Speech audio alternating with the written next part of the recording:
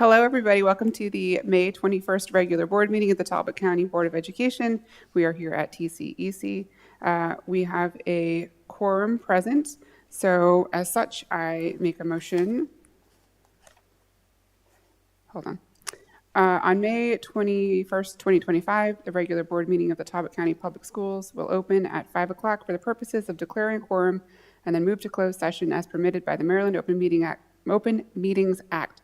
Section 3-305B, Provisions 1, 7, and 8 of the General Provisions Article of the Annotated Code of Maryland, and Section 3-103 of the General Provisions Articles of the Annotated Code of Maryland for the following reasons.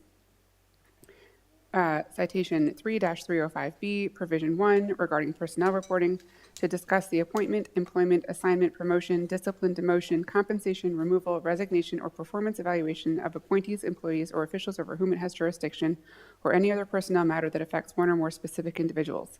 Citation 3-305B, Provision 7 and 8, regarding legal matters, to consult with counsel to obtain legal advice on the following legal matters, and 8, to consult with staff, consultants, or other individuals about pending or potential litigation, which includes the following: a social media lawsuit regarding litigation on behalf of school districts against Facebook, TikTok, Snapchat, and YouTube, a lawsuit regarding an alleged injury to a student, an OCR case regarding special education services, a student case regarding the alleged failure of TCPS to provide a free, appropriate public education, a student case involving school/residential placement. Citation 3-305B, Provisions 9, regarding negotiations, to conduct collective bargaining negotiations or consider matters related to negotiations.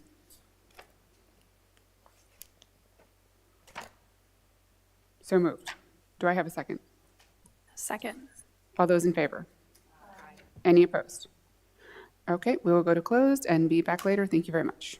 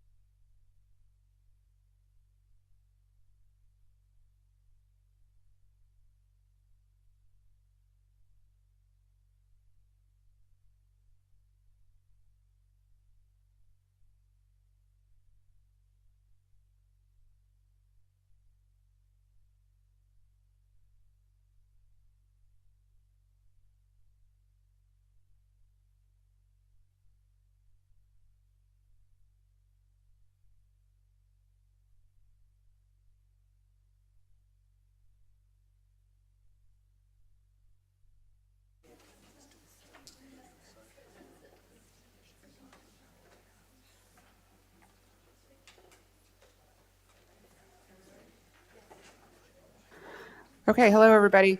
Thank you very much for waiting. We were rushing. Very sorry. If everybody could stand for the Pledge of Allegiance, that would be great.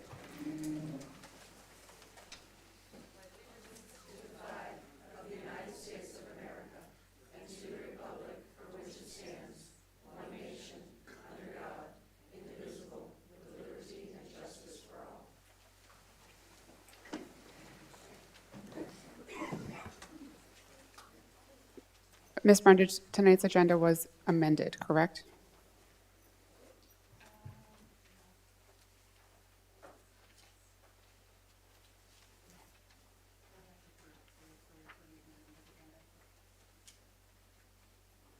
Okay.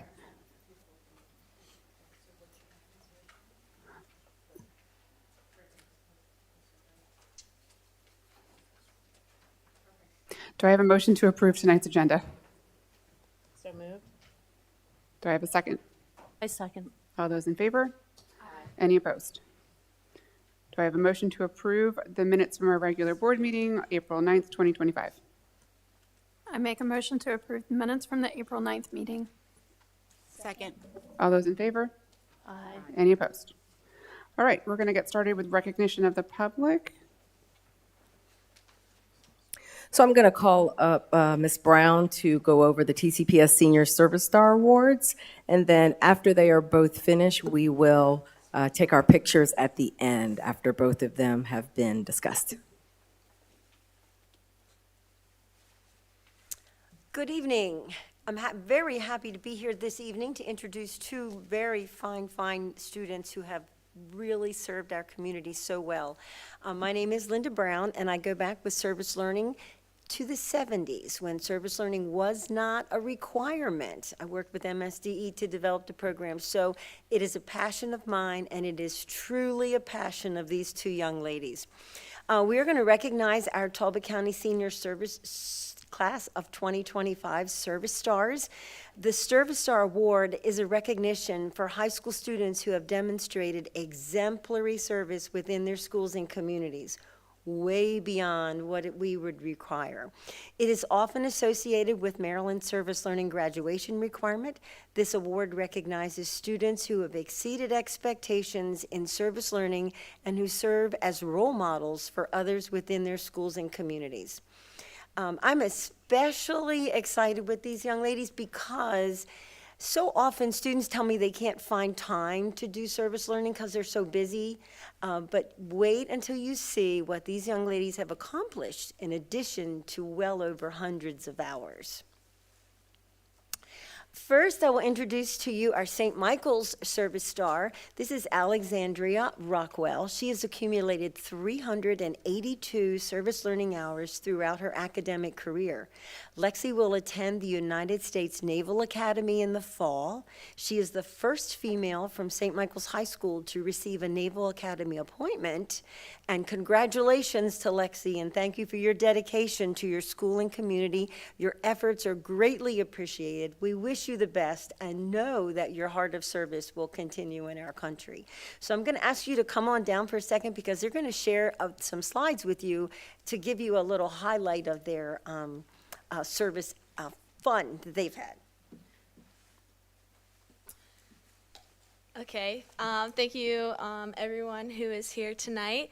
I'm going to go over my volunteer opportunities that I first started with. So one of my first after-school volunteering opportunities was with the St. Michael's Community Center. I've gone there since I was like in elementary school and 6th grade, and then 7th grade I had the opportunity to volunteer there. And then in 11th grade when I did RILA, I did Rise Against Hunger, so I packaged I think over 1,000 meals. I think that year it was for the Philippines. And then in 10th grade, I had the opportunity with National Art Honor Society to do face painting at the little egg hunt that we do in Easton behind Target. And I had a lot of fun. I face painted so many kids that night. And then, so the thing that I was most involved with in high school, I did 2 years of the Talbot County STEM Camp. And the STEM Camp is basically a student-run camp that we do in the summer. So after summer school lets out for these kids, both the years it was in Easton, we take the kids and we do science experiments with them. So last year it was like Chesapeake Bay ecology, that was our theme.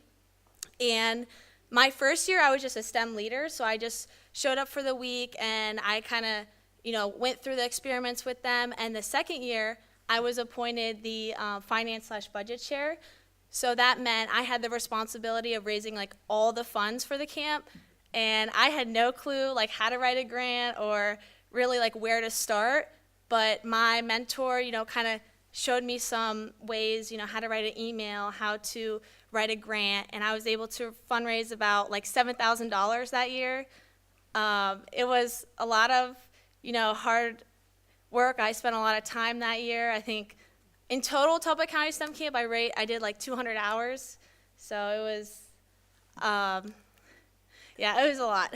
And then on the right, I had the opportunity to have an interview from the Talbot Spy, and I think you can find it on YouTube, but we basically talked about like the gist and like the goals of our camp.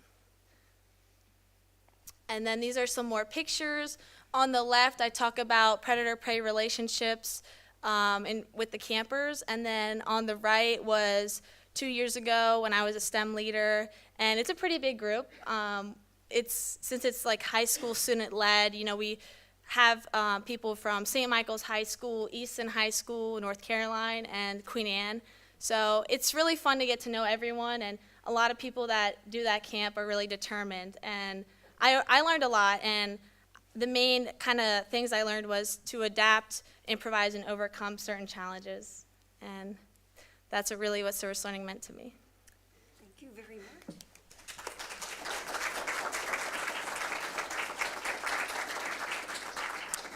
Our Easton High School senior service star for this class is Kieran Kahn.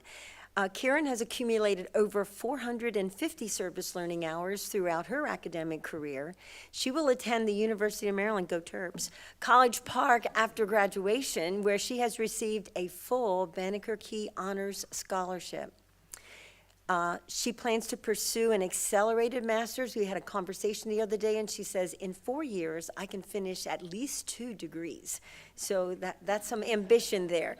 Thank you for your hard work and civic-mindedness, Kieran. We appreciate all that you've done for our community and also for our schools, and we wish you continued success in the future. And would love it if you would pop up here and tell us a little bit about your fun service projects.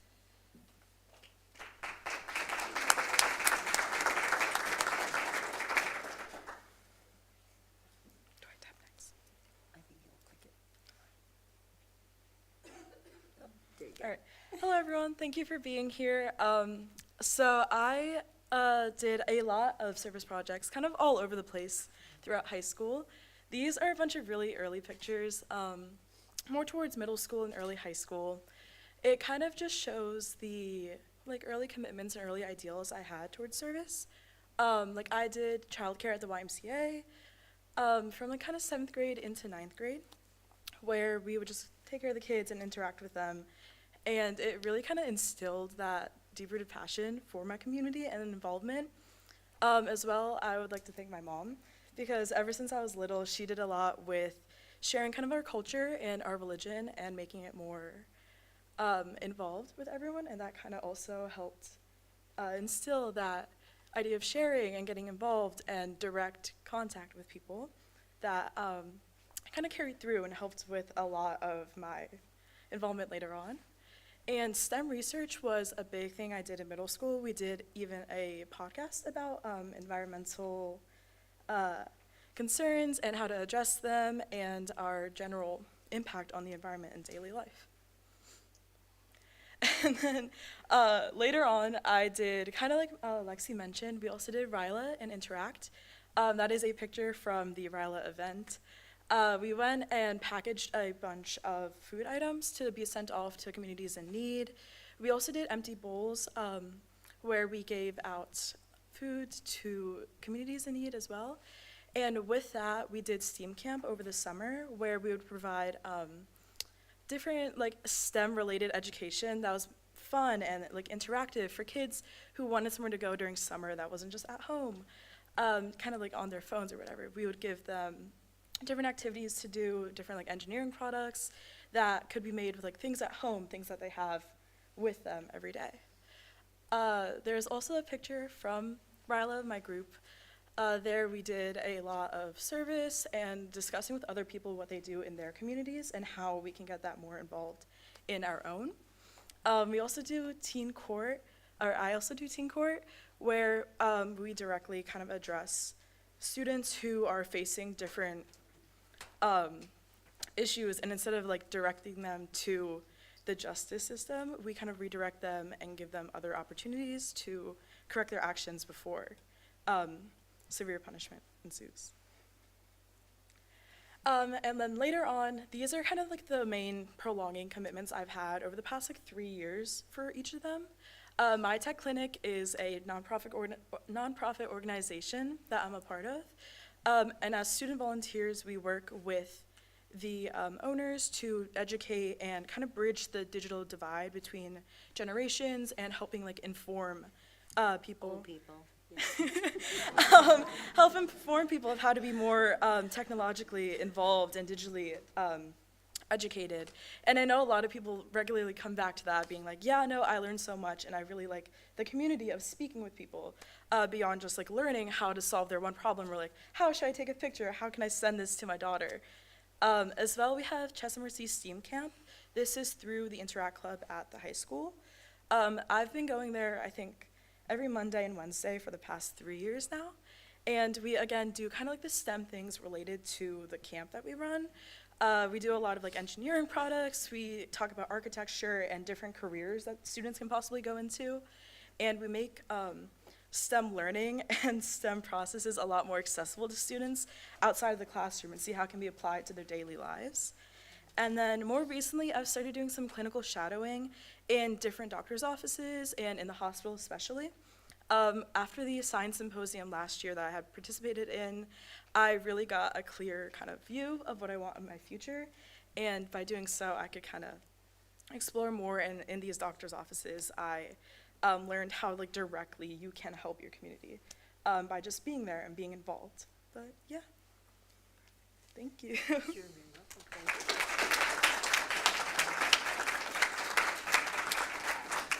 If anyone ever doubted the value of service learning, I think all your doubts were just squelched by these two young ladies. Thank you very much, and I think you're going to take a picture?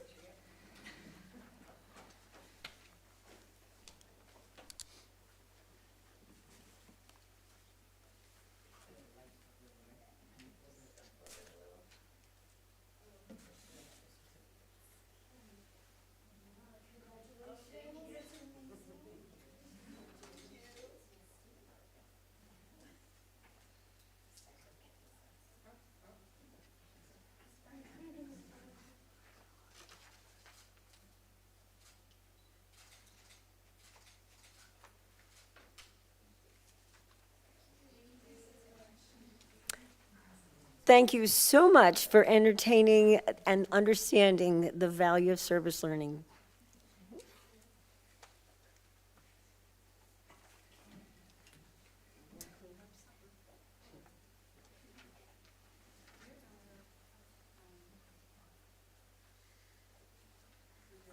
Do we have any other public recognition? No? Okay. Do we have anybody signed up for public comment? Okay. There is nobody signed up for public comment this evening. Would anybody in the audience like to make a comment? Anybody? There's a lot of you. No? We don't bite? Still no? Okay. We're going to move along to the student board member reports, and unfortunately, Bryn is not here tonight, but fortunately, Gabriella will be doing both reports for us. Way to go out with a bang. So, Gabriella, please take it away.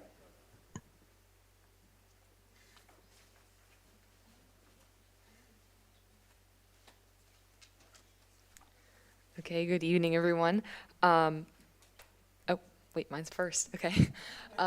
This is my last board update from May. And yeah, let's just go. Okay, so for National Honor Society and SGA updates, we finally got the numbers in. We had over 300 items donated for the Rape Crisis Center at For All Seasons. This was donated from NHS members and members throughout our school.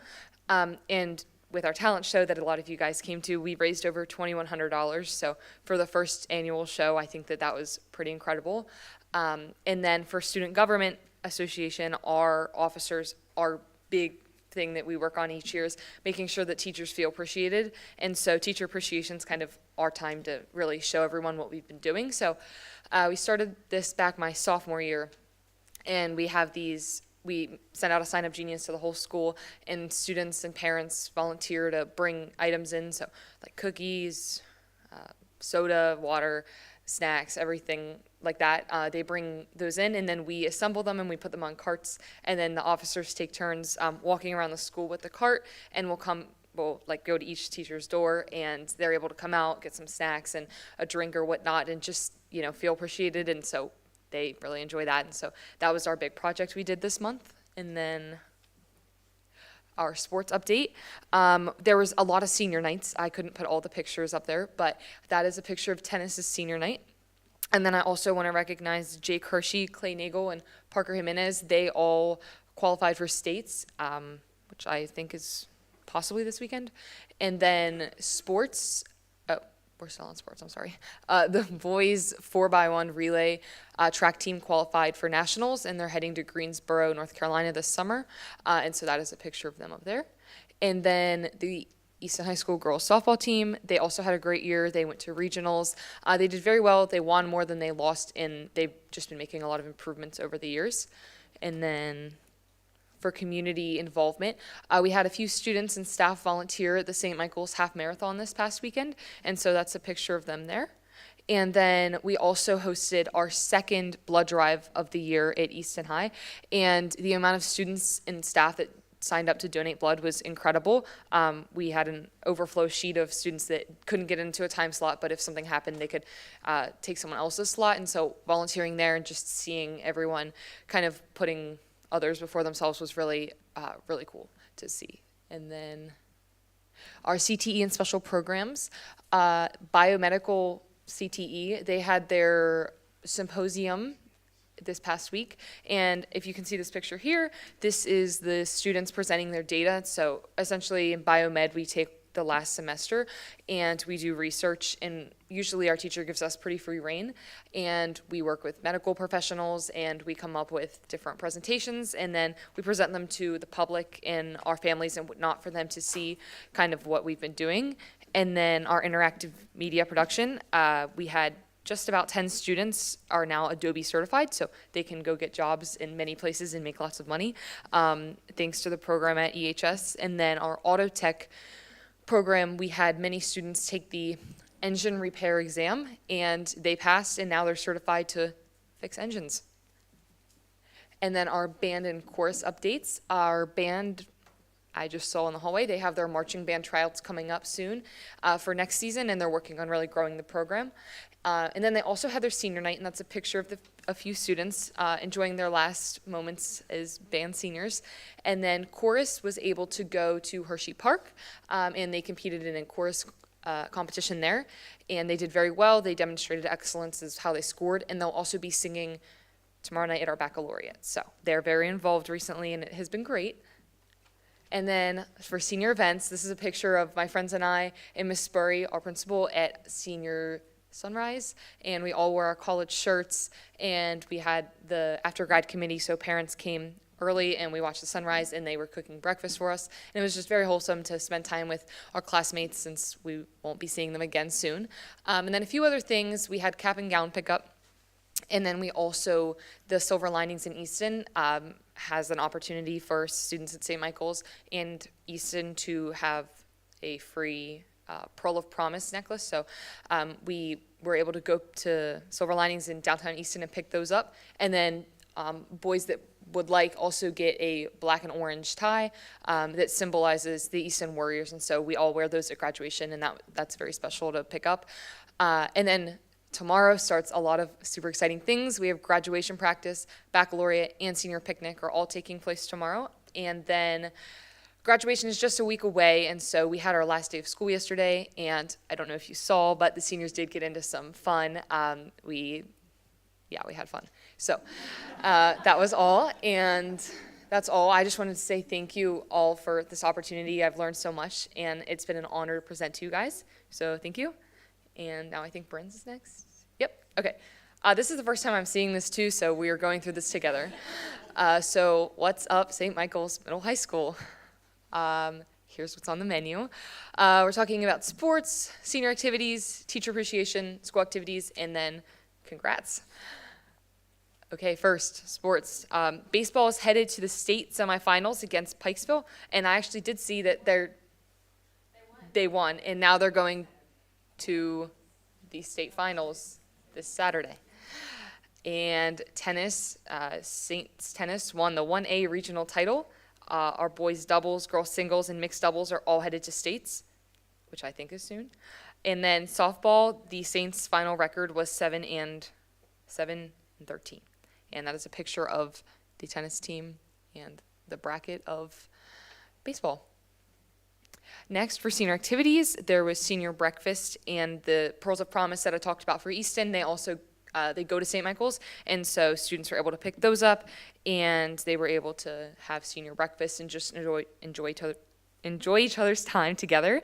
And then the St. Michael's High already had their baccalaureate. That was held on May 18th.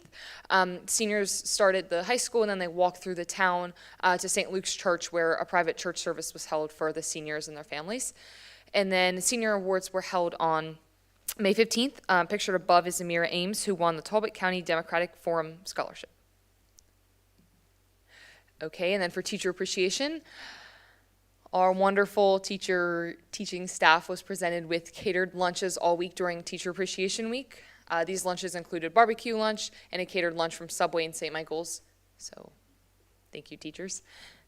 And then for school activities, I know this is very important for the St. Michael's SGA. They put on a field day for the whole school on Friday, May 16th, and they collaborated with the shop club to host a pep rally to help kick off the day. And it was just a fun day of games and activities. And I saw pictures from Bryn. She and her friends had a great time.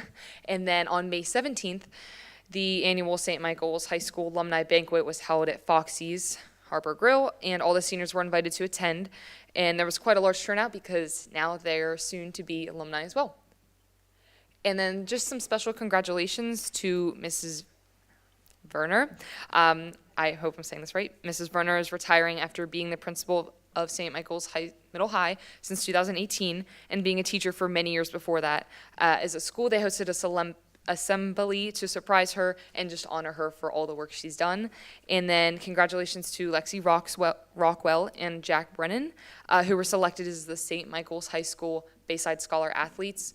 Both were recognized in an event at Cambridge South Dorchester High School. And that's a wrap for this year. And Bryn did just ask me to pass along many thanks. She was very grateful for this opportunity as well, and she's very sorry she couldn't be here. And yeah, that's all. Thank you.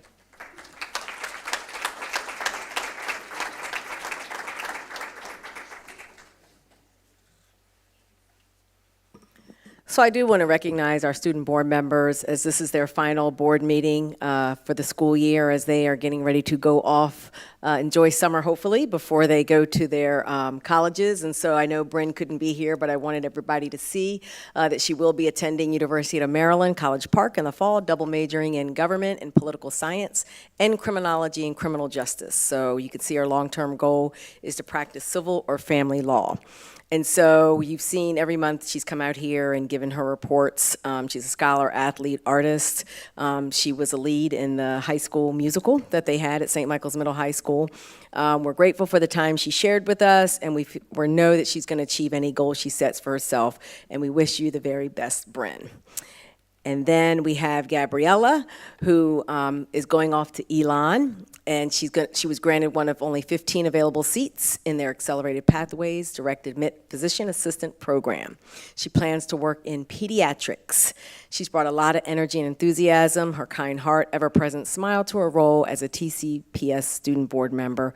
We'll miss having her on our team, but feel certain she'll continue to succeed as she pursues her dreams. And so for both of them, they didn't just sit on the board, they did contribute their voice, their ideas, their thoughts, and opposition sometimes to things that they heard. And so that's what we want from our students, and we want them to be contributing factors of our school system. So thank you, and we have a certificate here and a token of appreciation for all that you have done.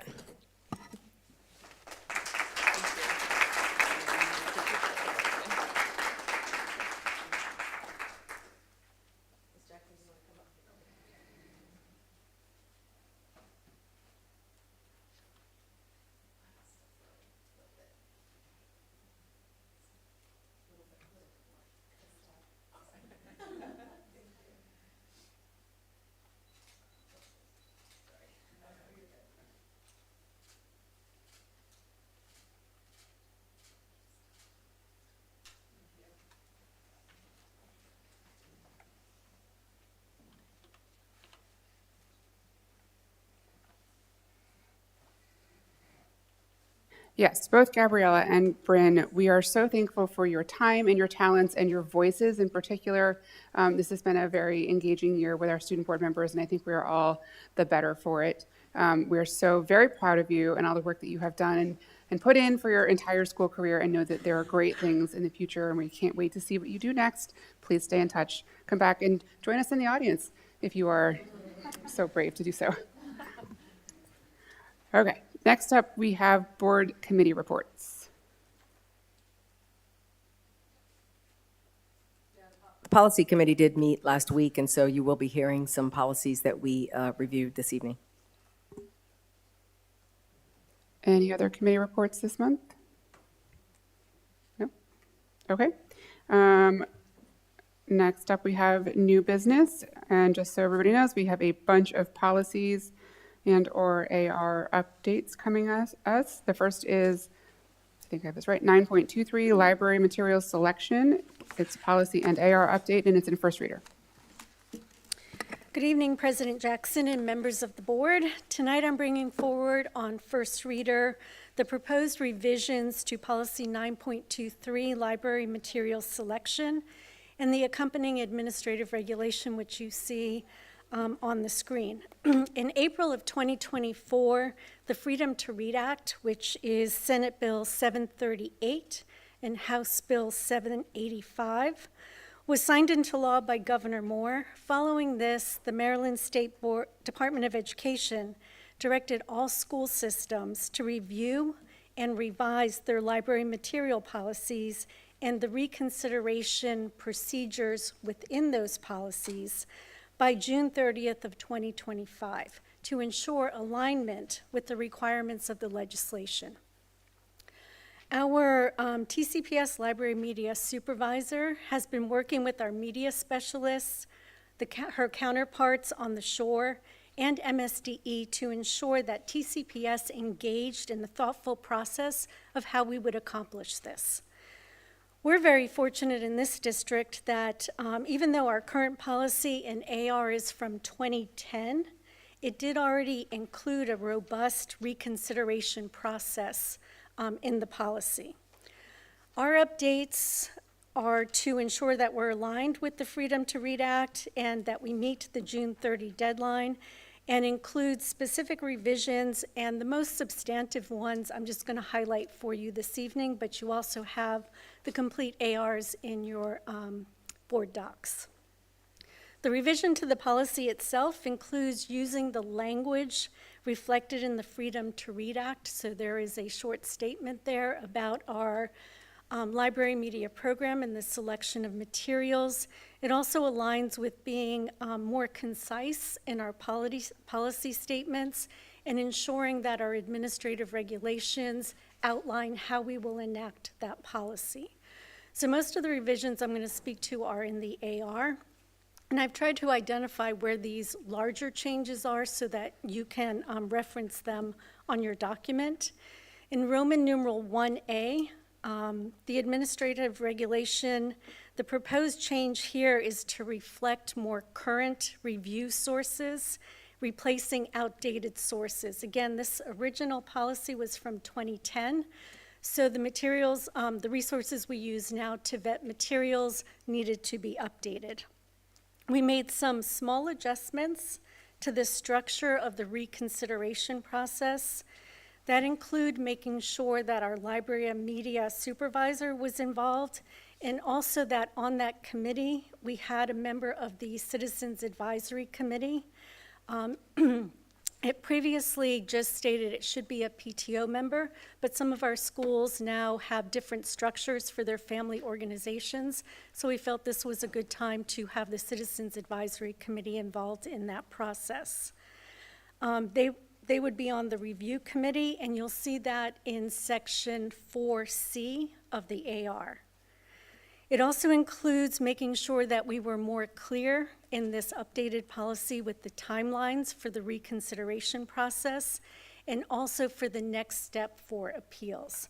So you'll see there in section 4E, specifically numbers 4 and 6, speak to the 45 business days to ensure that we have a resolution from the review committee and that any appeals that would be made to the decision from the review committee need to be submitted within 7 days. So again, just adding that clarity so there's no question about that process. Another change in the AR is to reflect some of the changes in our organizational structure in Talbot County Public Schools and some of the updated roles. So in the proposed revisions, appeals to any decision made by the review committee would go to the Director of Teaching and Learning, and that is a new position in our district and was not in place when this was originally written. So that is in section 4E, number 6.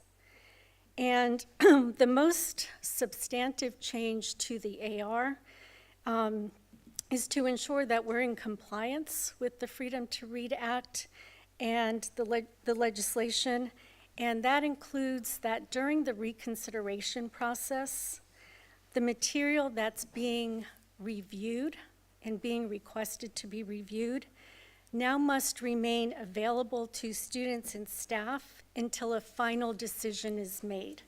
In our previous reconsideration process, we would have removed that material until the decision was made, but now to be in compliance with the legislation, we need to keep it in place until after a decision is made, one way or the other. So those are the substantive changes to ensure that we align with the requirement that we update to the legislative requirements. And I'm presenting this to you on first reader and looking to move it to second reader for next month. This has been to the policy committee, who had an opportunity to take a look at it and give some feedback, help us clean up a few pieces. And it will be going to the Citizens Advisory Committee prior to our next meeting. Any questions for Dr. Einhorn? Okay, this will automatically move to second reader, and Thank we you. will see you again next month. Thank you very much. Next up, we have policy 10.28, telehealth policy and AR, which is new, and it's in first reader, and Mrs. Spurrier will present this to us. Good evening, President Jackson, board members, Dr. Pepikai. Tonight for first reader, I have for you the telehealth, access to telehealth platform services in secondary schools. In 2024, Maryland House Bill 522 passed, and it's requiring that every local school system in the state of Maryland develop a policy to be in place by July 1 that allows access to a telehealth platform for students in schools. So you'll see the policy. It is new, so there are no revisions. This is a new policy in AR. So you'll see the policy and then the AR there. Just to give you a little bit of background, there was a state task force on which Dr. Rob Schmidt represented us and was a part of that. And then the state released pretty detailed guidance. You'll see the definitions, for instance, on the front page of the AR. Those definitions come directly from the guidance from the state. So at this point, this is first reader, and we're asking that it be moved to second reader for next month. Does anybody have any questions for Mrs. Spurrier? I'm not sure if I have questions or more of a discussion. I did not see anything as far as ensuring that a consent is signed in the policy. I did see it in the AR. I think it would be beneficial to have some type of language around a consent being signed in the policy. Also, No. okay. The other thing that I had in mind, the AR talks about privacy. However, it doesn't really give clear language around how HIPAA will be maintained in that policy. You know, the locations of where the students may have the telehealth visits. So I am concerned about that. So maybe if we had some language around that as well for consideration. Not sure if you want to take that back to your task force, but I'm sure there had to have been some discussion about it, but it didn't seem very clear in the AR. Yeah, so that's a challenge for our school system, for every local school system, is the space that's provided and the locations we have available. So consequently, we're not going to be able to approve every request for telehealth. We're only going to be able to do it if we have the space and availability. The parent is going to have to be present with the student. The state did not go into the HIPAA piece of it. They just said a private space. The other thing I think that's important to just mention is that we know this is going to be a very difficult thing for all of the locals to enforce, and this next year is going to be trial and error, and I'm going to be back here next spring with revisions, I'm sure of it. So I'm not quite sure how to address that HIPAA beyond what they've told us to put in here yet until we find out how this goes. Okay, I would just suggest that TCPS keep that in mind as you're looking for locations, making sure that you're maintaining that as the best of your ability. Also, the other question that I had was surrounding parents being available. Is there any consideration of the parent maybe being on the Zoom session with the provider as well? That might be something else to look at in your policy. One of the things that we did when we developed this is we looked also at other counties. And when the law was written, it was written to minimize the students' disruption to instruction, right? And so we wanted to be very careful not to burden our staff with additional responsibilities at this point as a result of this law. And the challenge that we have, particularly if it's a mental health appointment, we don't want a student engaging in that appointment and then becoming dysregulated or emotionally distressed, and we don't have the parent there. And so that's why we're requiring the parent to be in the building. If it's a private appointment, they don't have to be in the room, but they have to be available to the child. And that was the rationale for that, and that's what several of the other counties are doing, because it's not meant to be a convenience for the parent. It's meant to minimize the amount of instructional time the student misses. So that was the thought of having the parent present. I hear that. I also just want to make sure that we have caution surrounding it in terms of equity and making sure that we're not denying access for some students versus others. Yeah, I think to the extent that we're able to, we're going to provide that access, but there are going to be limitations because of our space. You know, there are going to be some limitations. We also, I think, have mentioned in here, we would not approve for a child to miss the same class at the same time for a regular appointment. This is really meant to be not necessarily a regular practice, but something the example was used, if you have a child who has a follow-up appointment with a physician in Baltimore, rather than have to take them out of school and drive to Baltimore, you could come to school and do the telehealth platform. So, yes, but I hear your concern about the equity, and we would definitely be mindful of that. To ask, this is not something that's going to be added on to our school nurses or our wellness center. This is separate. This is separate, and it's really meant for the parent. Rather than come and take them to the appointment, they would come to school and do the appointment on the telehealth platform. Having said that, if we need space and there's space available in a health center, we would use that space if we can. That makes sense. I would respect that. But we, as much as possible, want it to minimize the impact and put anything additional onto our staff. So the nurses, the teachers, the counselors, the administrators are not going to be responsible for managing a child before, during, and after an appointment. And I guess in relation to Mrs. Strawberry's question, none of those HIPAA forms or anything they fill out for the school could apply to this in regards? Do you have any idea, maybe? It's really, we don't have them do HIPAA forms here. I wasn't sure if there were.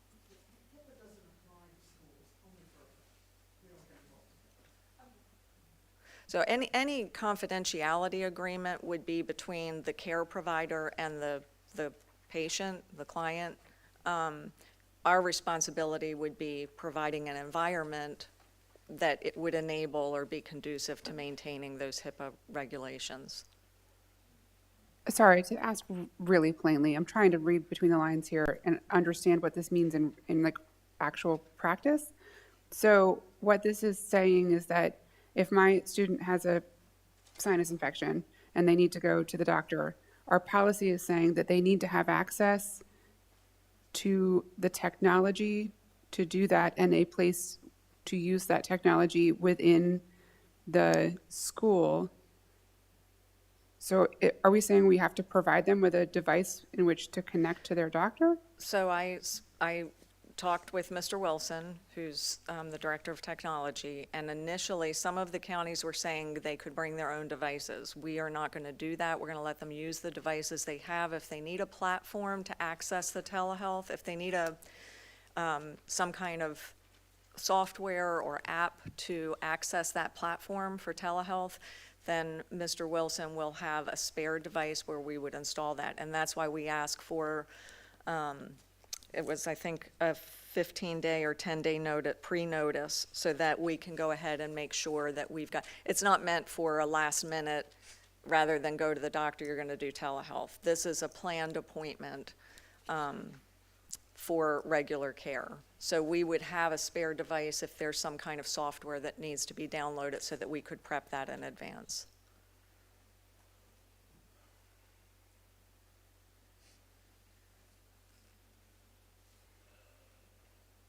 Very last question. Also, multilingual students. Will some type of technology be available for translation if needed within their devices? That would really be, I think, a burden for the care provider to provide on their end for that translation. I don't believe that that's expected of the school systems. Okay, so maybe in your task force, I'm not sure if that's been brought up or not, but that has been something within the health community that we're looking for. And it's not necessarily software that you have to provide. It's just that, being sure that you're providing the service for everyone and not just English-speaking students.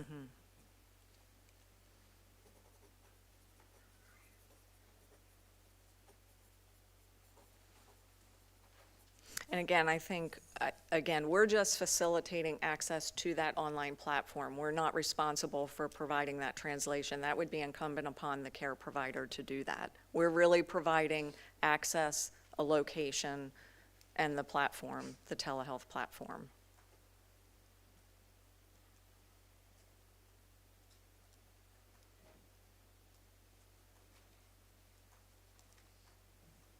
Anybody else? This automatically moves to second reader. I would expect more discussion about this next month as we all kind of digest what this is all about. Yes? Okay. Thank you, Ms. Spurrier. Okay. I do want to say we had a rather robust conversation about this policy in policy committee. It sounds like the purpose of it is so that students don't have to be out of school as much for a given appointment. Is that the underlying purpose? Yes. Yes, and it's very helpful for those students who travel to Johns Hopkins and to Baltimore for chronic care appointments. It's helpful. I just caution around making sure that students don't have their conversation with the physician repeated. I think that's part of my concern. Sorry, we're digging back into this discussion, but I read that it's required. I get it. I understand we have to do it. It just seems like, and it seems like, yes, very helpful. I totally understand the intent, but the rest of it kind of becomes murky gray area for me because the more I think about the actual implementation of it becomes and then what, and then what, and then what, and then what. And I wonder what this is actually going to look like. And it just seems very problematic. Yeah, it's not as black and white, and then you have to think about what happens if there's emergency within the telehealth visit. You know, even though you have the parent there, I think there should be some type of plan, maybe in the AR, on how we handle that. And again, I would just caution everybody that this is going to be a year of some trial and error, and we will probably be back here at the table next spring because I think everybody's acknowledged exactly what you've just said. Everybody in our position and at the state.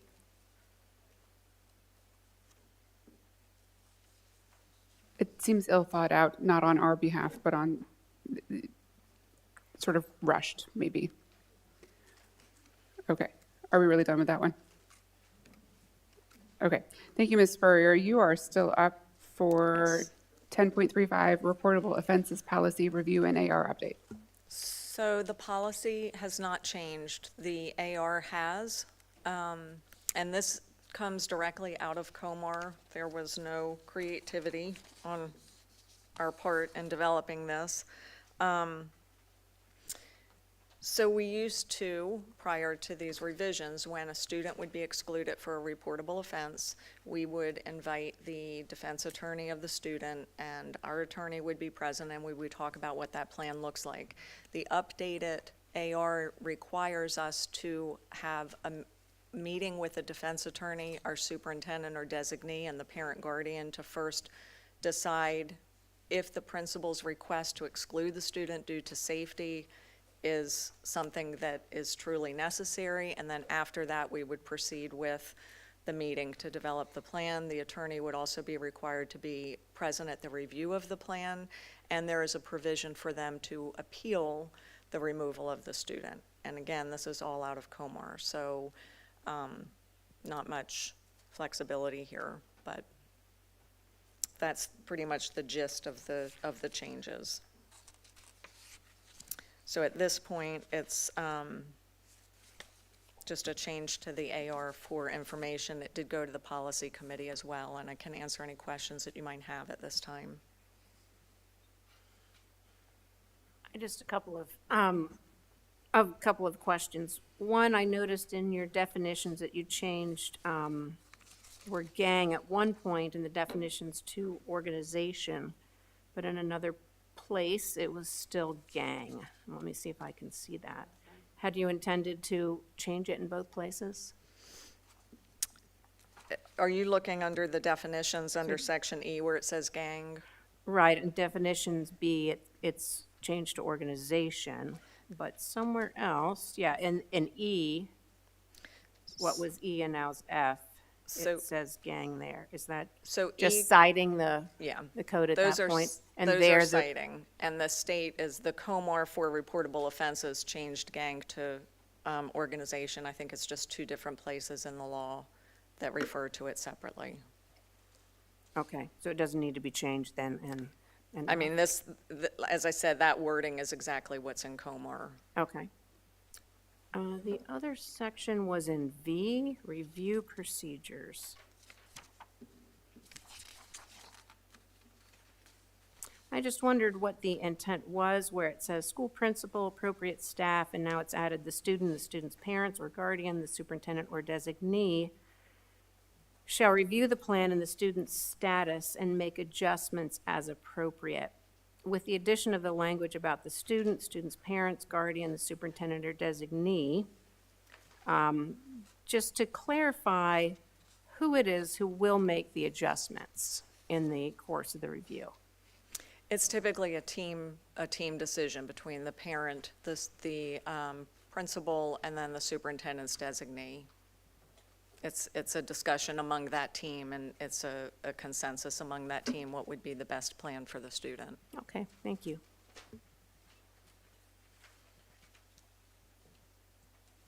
Any more questions for Ms. Spurrier on the ARs for policy 10.35?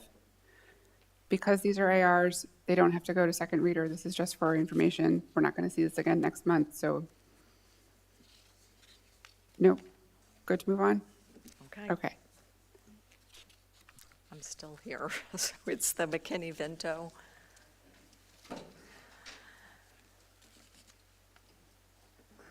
Okay. Next up is Ms. Spurrier still with policy 10.9. I just wanted to say, I'm sorry to interrupt, thank you, gentlemen from BAM, for coming to attend the Board of Education Yes. meeting. Very nice to see you.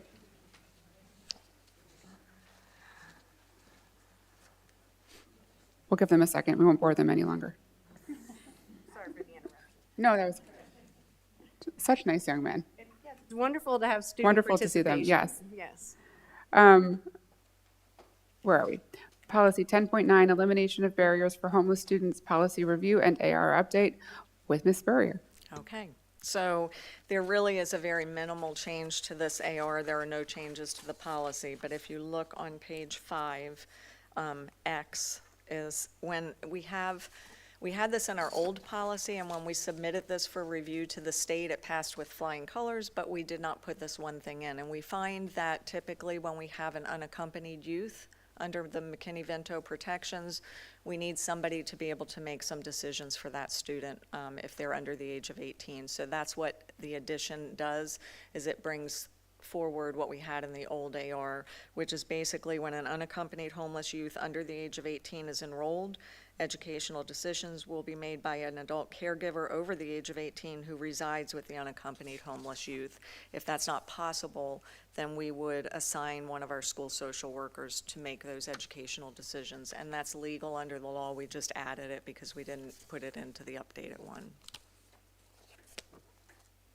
So that would be any adult who lives in the home with the student. Over the age of 18.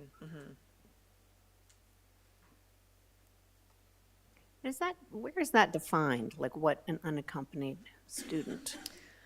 It's in the law. I mean, it's a student who is here without a legal guardian. I'm trying to find the definition. Unaccompanied homeless youth, as defined by McKinney-Vento Act, is a homeless child that is living in circumstances described in D above and are not in physical custody of a parent or guardian. Okay, thank you.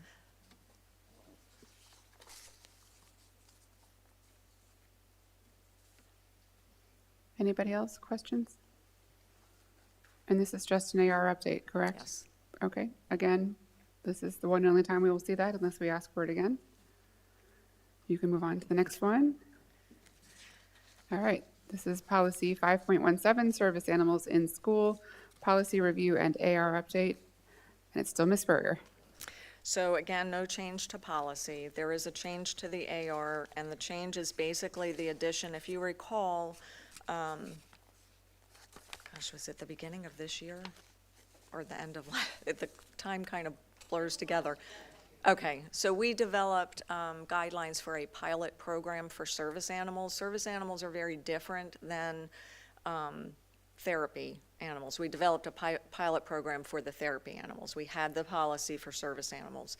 And so what we wanted to do, rather than do a different policy and have people looking in two different places, we added the therapy animal piece to the service animals. We defined what that is, and then we pulled over the guidelines from the pilot program that's been in place at Easton Elementary for this year. Nothing has changed from what you were presented with when we presented those guidelines last year. They've been enacted this year. I think it's gone well. But we did want to add that to this AR, so that there was one place people would go to look for this information. Is that the same, that thing that I think I saw Talbot Humane brings animals in on occasion? I don't remember if it was Talbot or another county. Okay, I must be getting it confused with somewhere else. Yeah, the pilot program did not involve Talbot Humane, no. Yeah. And the therapy dog program is what was in place. Service animals can be a dog or a miniature pony, and therapy animals, we're doing dogs. They are the ones that can come into the building with the handler, so. I have to ask, why just dogs and ponies? How That's do we- what the federal law says.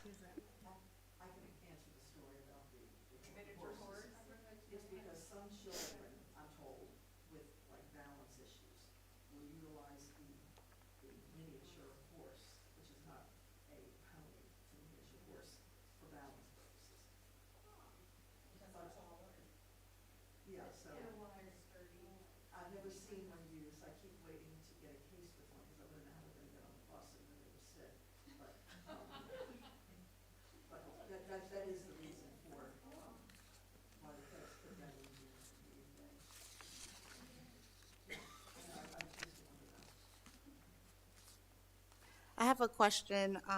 In the policy, I was wondering if there could be language around TCPS Board of Education or maybe TPS Public Schools not being responsible for any malact of such animal. I see it in the AR, but I don't see it in the policy. I would love to see that in the policy if the board agrees. Okay. I am in agreement.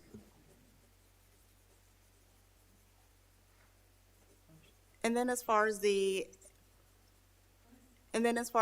AR, I had another question. I didn't see anything around kids that may, or students who may be within the same confined classroom or same bus who might have an allergy to dogs or an allergy to horses, how that situation would be handled. I would ask for counsel on that because I'm not sure. The way it's been interpreted is if somebody has a severe allergy, we would see if that, believe it or not, that child could be moved to another classroom where they wouldn't be in contact. It seems to be contrary to reason that the child is bringing in the dog, because we never had a horse, should be moved, but I brought that up to the authorities. It's all always telling you that the child with the allergy would be moved. It's never, I've never had that happen. I think the dander is different, and they select dogs because the dander is different for managing allergies versus like cats. But there still are allergies, though, to certain dogs and to horses. So that's why, I kind of asked. I know dander is different for different types of animals. I think there should be a consideration and not wait until it happens, is kind of my point. I think that would be something that would be identified in the AR, and again, being proactive rather than reactive about it, yeah.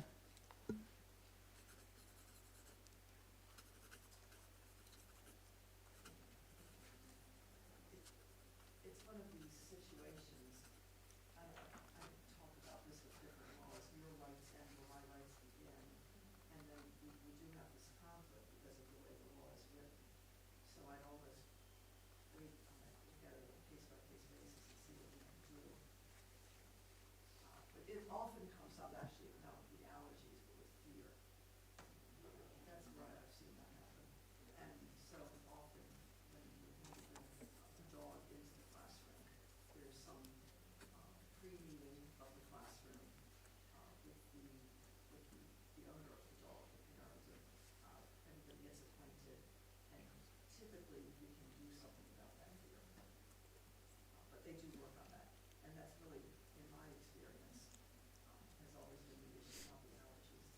Having said that,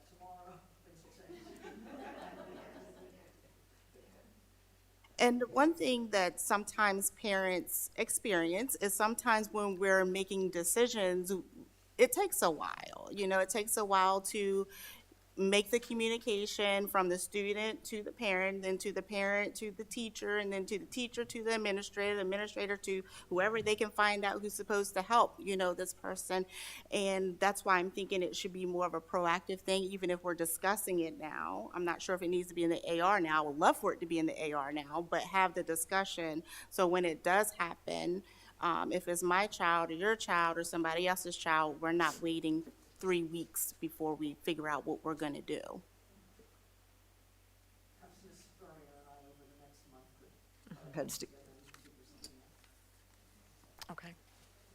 Can I ask again, in practice, in response to the question that we got about this about a year ago about service animals, I know my experience with them has been that the dog came into the classroom, this was years ago, the dog came into the classroom and each individual child had their own time. So they would be walked up and they would have time with the dog, like read the dog a book or pet the dog or whatever. And then the child would leave and then another child would come in, but it all occurred within a single classroom. And the way that I'm reading this, it says the dog will be limited to one location where students will come in for an appointment. Are we talking about the same thing, or is the structure of how this is going to happen going to have to change? That is how we have operated with the pilot program at Easton Elementary, and that was done for a couple of different reasons, and this is for the therapy animals, right? The service animals can be in the classroom with the students. Correct. But when the therapy animal comes in, the therapy dog, we want to make sure that we have parent permission. We want to be accommodating to a child who might have fear. And we don't want the dog just roaming through the school and the classrooms. So this dog stays stationary, typically in the guidance. At Easton Elementary School, it was the guidance suite, and the students who had parent permission came in and had some time with the dog, and when they left, the next child came in. And it allowed us to control so that we knew the students who were interacting with the dog had parent permission signed, and they were supervised. Does that put a burden on the guidance counselor to find somewhere else to be for that day? Or I know we're space constrained everywhere, and I wonder if that's an unintended consequence of the policy as written.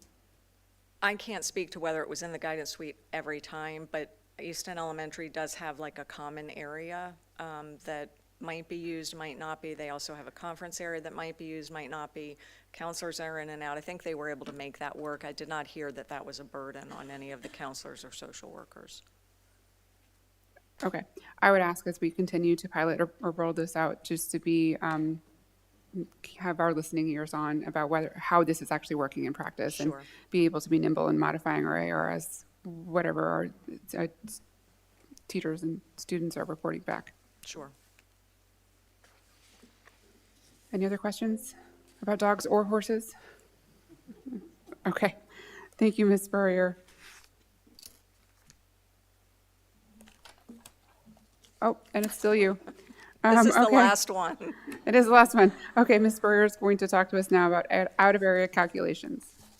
So I want to present tonight the information that we're going to use as we work through the out-of-area process for the 25-26 school year. Before looking at the chart, I just want to review a couple provisions that are in our regulation and policy. So enrollment numbers are pulled as of April 30th. Elementary schools can go to an enrollment that is 84% of the SRC. So you see the third column from the left shows what the SRC is in each building. And then next to that on the right side, you see the percentage of their enrollment. So elementaries can go to an 84% of their SRC, and secondary schools can go to a 94%. So when you look at that, and all schools have to be at a minimum of 60% of their SRC to lose any students to an out-of-area placement in another school. Students who are already in out-of-area placements are counted in these numbers. They do reapply every year, but they are counted in the numbers. And there are only a select few reasons why we would revoke an out-of-area placement. Elementary schools also have to have room in the requested grade level, so they have to meet the SRC and the class size goal language.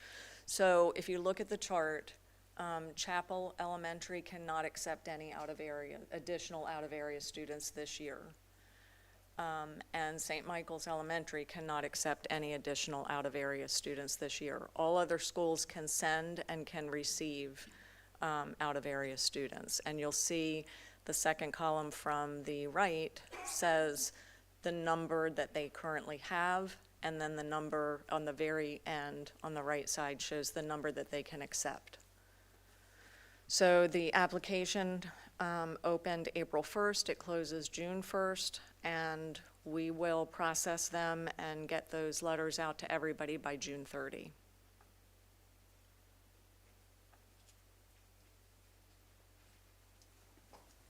How is it decided if you have more requests than you can handle for a particular school? If they would be denied depending on the grade level that they're asking for and the SRC of the building. So for instance, Chapel right now, we can't take any out-of-area requests, and I know we have them, new requests. But let's say for Easton Elementary, for example, you got 30 requests and you can receive 15. How would you decide who is accepted or who is not? So what we would do is look typically at the classes that number probably would come down depending on what class they're asking for. But if it was more than the 15, we would look at who applied first, and then we've not been in that position, so we would have to come back to the table and decide how we would want to handle that. We've not had that issue.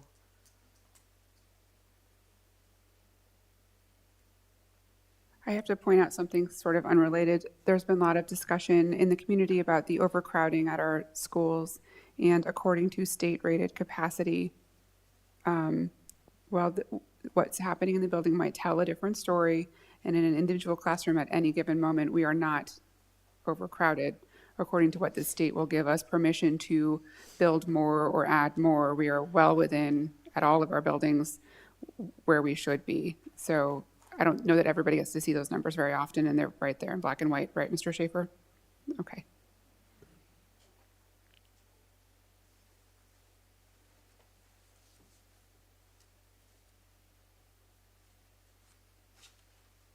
Any more questions for Mrs. Spurrier? No? Okay, and I think that's really the last one, right? Okay, yes. Thank you very much for spending time with us this evening. Much appreciated. We're going to move on to unfinished business, and it's not Mrs. Spurrier. It is, Dr. P is going to introduce our consent agenda. So this is our first time doing consent agenda items. What we did at our work session is we went through a number of policies and had discussion around them. We actually made some amendments to some of those. And so doing this, we're coming forward to the board to have a vote on those consent agenda items that we went through. So this explains, and you could see all the different policies that we reviewed. And so they're listed there, and you could see which ones have been updated. What you could see in your view is that in the red, the new change will be noted, that we made those changes that we discussed, and those are in red that you can see in your view.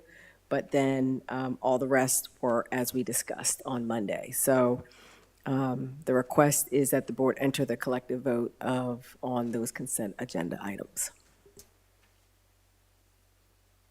Before I make a motion on this, is there any policy that is listed or contract or update that you would like to discuss further and pull out of the consent agenda?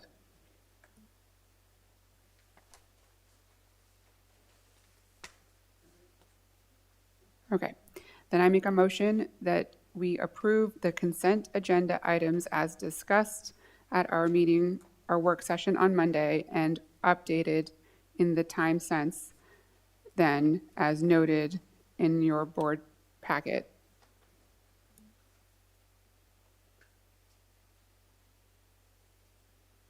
Second. All those in favor? Any opposed? Okay, consent agenda items passed. Thank you very much. We'll be better at this next time. Okay.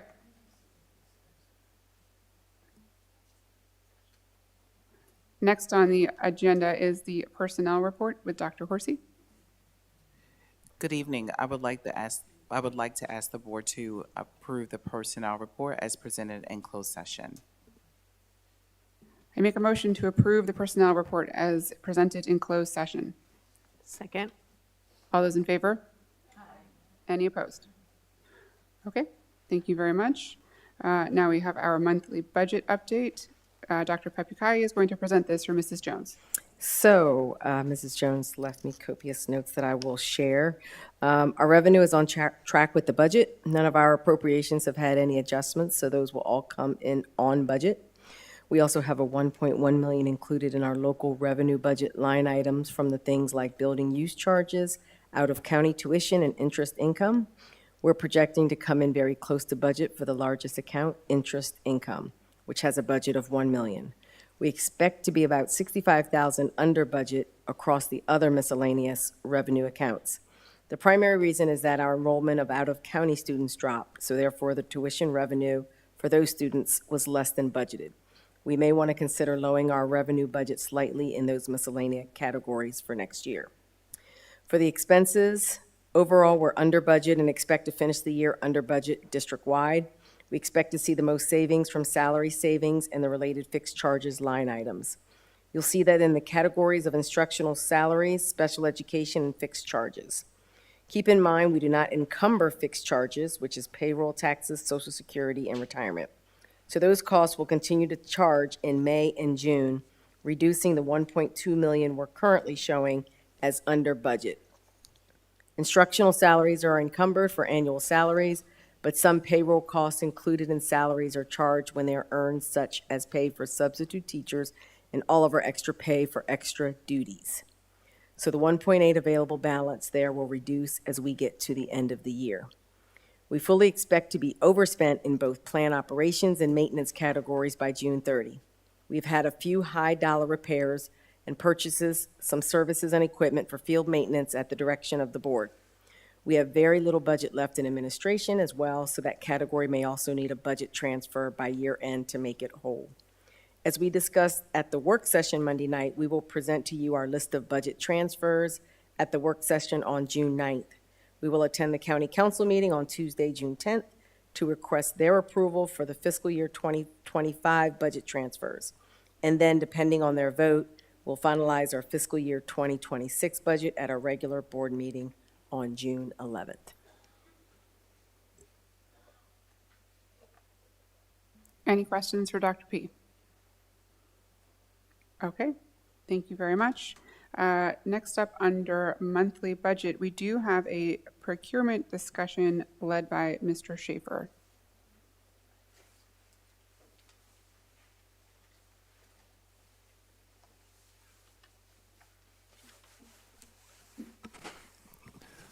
Thank you, President Jackson. Good evening, members of the board. So I come before the board this evening to accomplish a couple things. First, have a discussion about a procurement situation related to Chapel District Elementary School, specifically the furniture purchase related to the renovation. And then a procedural question on how to proceed. We hope to get some help with from council. So the situation with Chapel Furniture is that we have been planning to purchase all of the furniture for that project at the end of the project. So it would be purchased, delivered, and installed over the summer of 2026.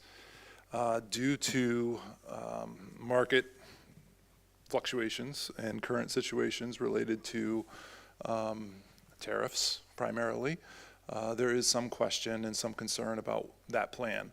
So in discussions with the furniture supplier that we're planning to utilize, it may benefit us, Talbot County Public Schools. It may benefit the school itself and the students and staff to move that plan forward and attempt to purchase all of the furniture for that project now and then have it delivered for the first two phases. Phase 1 and 2 will be complete at the end of this summer. So those, when the students come back in the, at the end of summer and early fall, they would come back to a school building that had new furniture in it, rather than the original plan of utilizing the existing furniture until the end of the project. So that's basically the summary. I have been working for a couple of months on, with Dr. Clow and staff selecting furniture. This is not a rushed thing for us. We've been planning for it, but the schedule is a rush thing now, and I apologize for bringing it to the board and Dr. Pepkai. I don't try to make waves, I guess, when it comes to scheduling things. I try to do it in an orderly fashion. So with that said, we would be looking to use a purchasing cooperative to purchase the furniture. We have a 95% complete quote for the furniture, and the cooperative purchasing agreement meets all procurement requirements.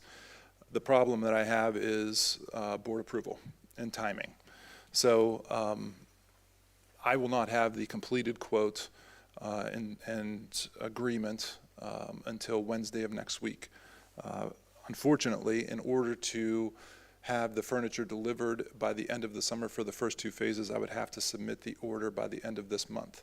So I am hoping to move forward with that, assuming that the completed quote, which is very close to being done, is within the allotted budget that I've been given for the project, you know, through the county funds. And assuming that is true, then I would ask that we find a creative way to approve preliminarily the quote as submitted next Wednesday, and then have formal approval at the June board meeting, because it would require that. So this is where council comes in, I'm hoping, and says that we would be able to perform maybe some sort of a straw poll from the board. I would submit the information via email to all the board members, allow you to review, ask questions. We would have a couple days to do that, but then I would be able to commit through a purchase order prior to the end of the month. So silly question, the furniture, I guess, is desks and chairs? So it's actually, yes, it is the student desks, student chairs, but it's also a lot more than that. It's, you know, teacher desks, teacher chairs, lots and lots of administrative furniture, you know, for guidance suite, administrative offices, so on and so forth. Do you have a place to store it? So the phase 1 and 2 would be delivered the first week in August, and then we would install that, those phases as quickly as we could, depending on, you know, how the phase 2 renovation goes. But ultimately, everybody's on board. The management team of the project were good with that, including the furniture supplier, that they would take ownership of it. We had a couple months of free storage with them, and they would deliver it and come and set it up probably the last week, or, you know, shortly before school starts. Now, good question though. Phase 3, there would be a cost to have the supplier store those materials at their warehouse. And so that would be something that's going to have to fit within the budget, which I'm anticipating will. Is there a place locally that might be less expensive and willing to donate? So we are going to, as a construction management team, we're going to look at that, and it may be something that we can work out. And we have to kind of quantify what that, it's a lot of the administrative areas. It's not so much classrooms that are in that last phase. So including the media center. So there's, you know, so we're going to have to look at that. I am being told that this is not going to be a significant lift from a monetary standpoint to store. So, but I don't know yet.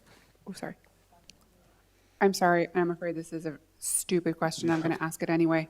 Are there no American companies that make school furniture that wouldn't be tariffed that we could purchase from? So, of course, I believe that there are, but some of the largest producers are actually in Canada. And so, so the specific furniture that we're looking at is a good portion of it is produced in Canada, and that's really the tariff that we're trying to avoid.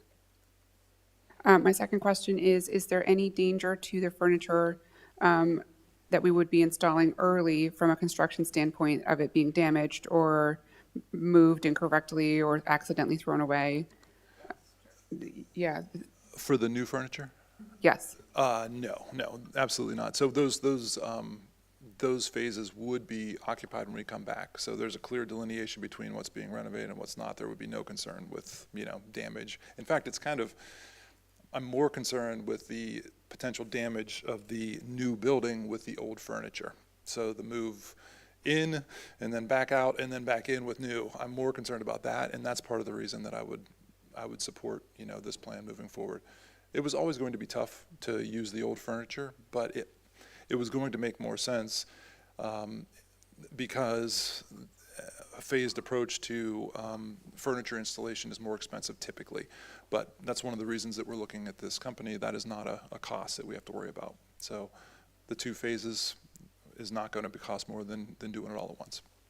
So, Mr. Schaefer, if you could clarify, so this is something that has been competitively bid through another organization? That is correct, yes. So it is it's an MAPT contract. What does that stand for? That stands for. Mid-Atlantic Purchasing Team. Thank you. And so they have followed the bid procedures that we would follow if we were bidding it ourselves? Correct. And many school systems use this contract, including Anne Arundel, Frederick County, Queen Anne's County uses it. There's a lot of school systems that take advantage of this.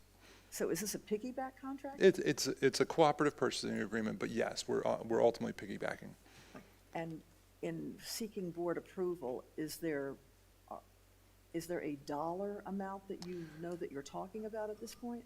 So I don't, like I said, I don't have the full quote, the formal quote yet, and I won't get that until Wednesday of next week. But I am anticipating that it being under the budgeted amount that we have approved through the county council. And do you know off the top of your head what that budgeted amount is so the board can know? I do, but I would prefer not to share that because we're still working on the final quote, and I'd rather not show our cards as far as what the total dollar amount is.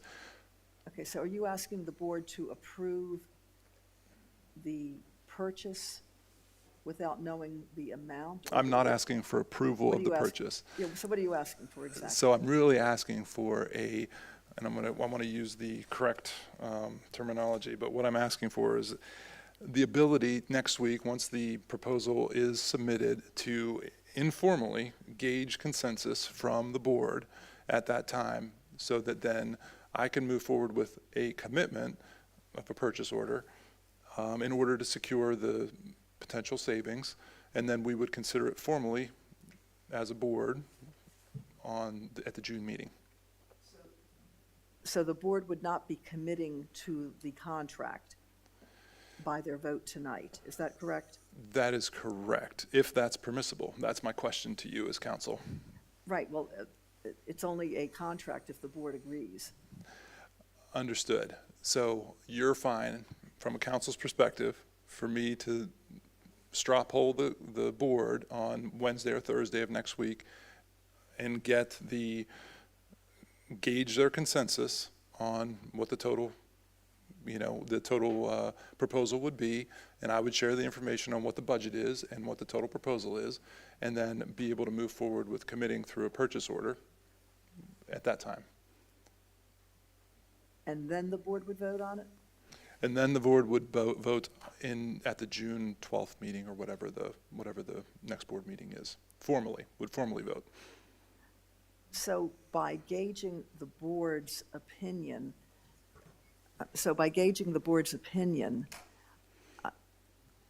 are you getting them, I'm just trying to figure out how this would work. Me too. Yeah.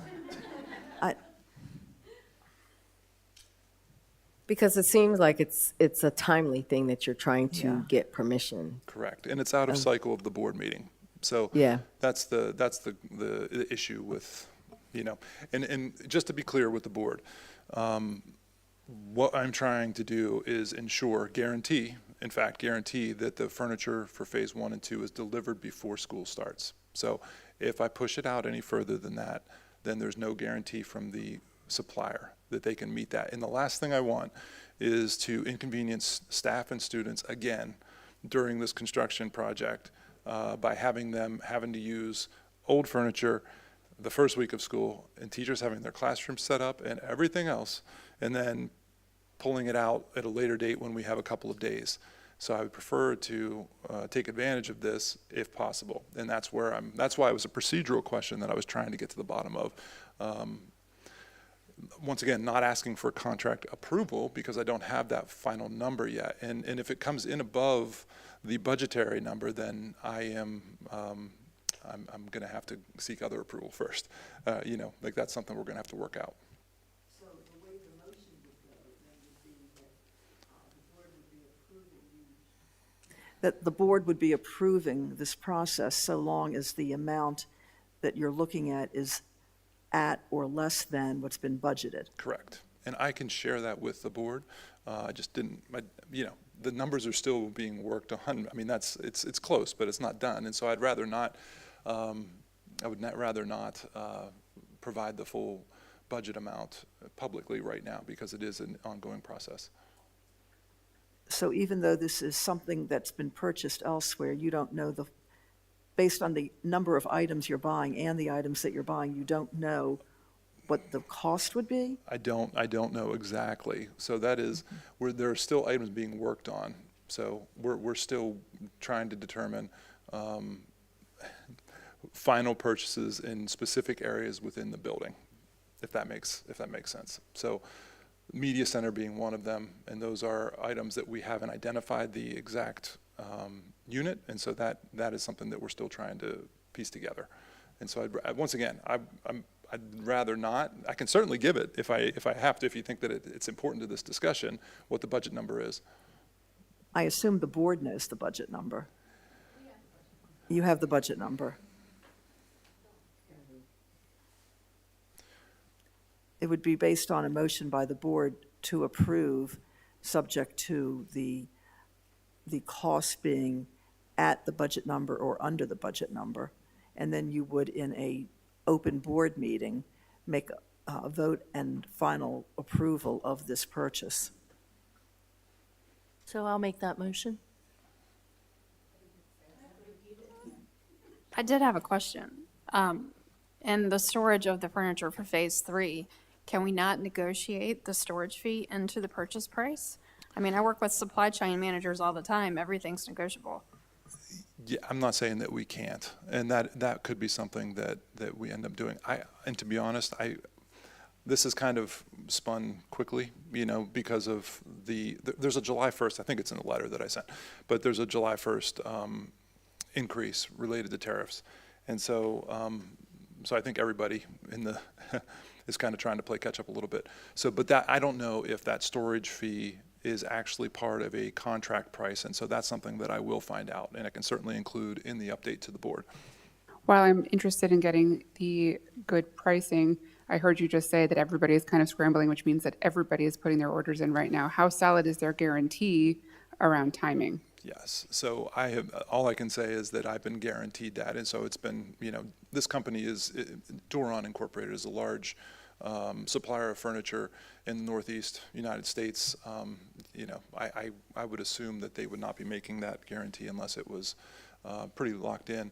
And to your point, that is true. Right now is a tough time of the year, number one, for purchasing school furniture just because of the timing. A lot of people are purchasing now for next year. But in addition, I think that is also a little bit of a scramble because of the potential tariff increases. So are we ready? So I make a motion to have a straw poll consensus. Oh, no.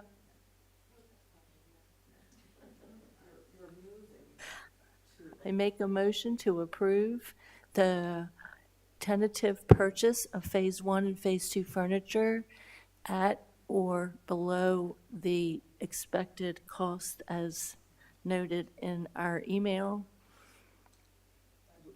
Budget with final approval being given at the next open board meeting. I second. All those in favor? Hey, hang on, I just wanted to double check. So are we approving for just phase 1 and phase 2 or for all? So thank you. Yes, that's a good catch. Yes, it is for all 3 phases unless there is an issue with the cost of storage. And then that might be something that we push. So all of that will be clearly laid out in the information that I send the board after we get the final proposal. Carla, can you please amend the motion? Just say, So I will amend that to include phase 1, 2, and 3. Thank you. seconded. All those in favor? Any opposed? Okay. Thank you very much, Mr. Schaefer. And thank you, Ms. Eisenberg. Yes, thank you, and my apologies.